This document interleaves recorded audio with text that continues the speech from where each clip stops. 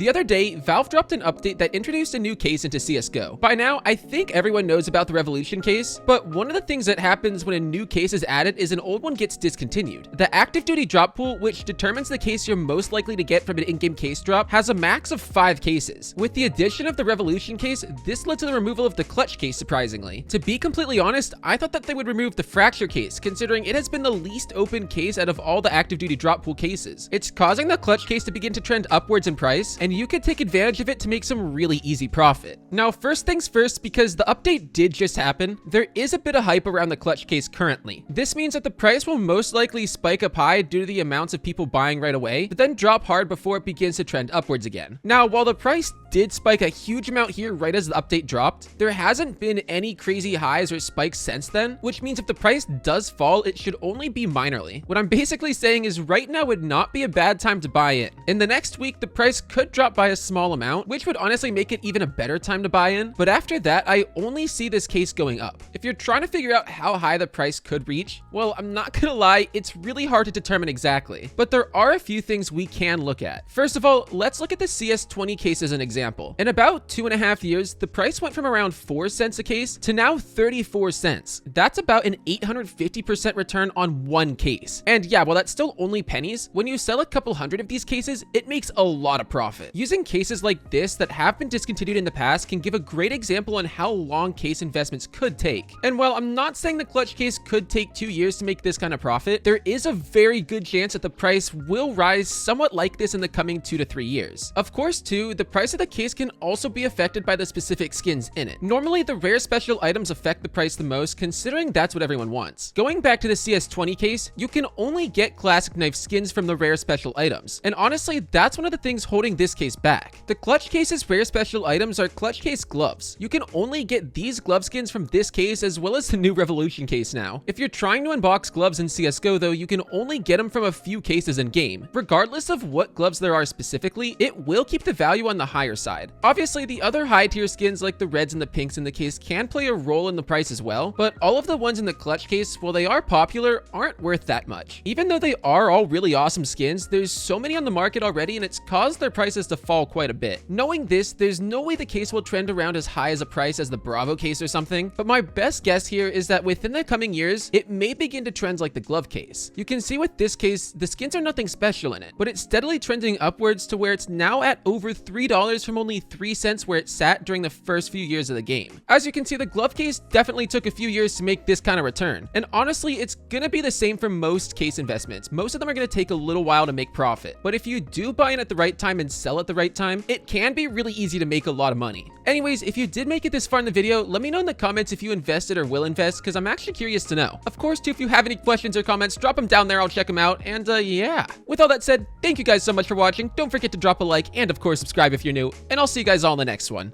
Peace.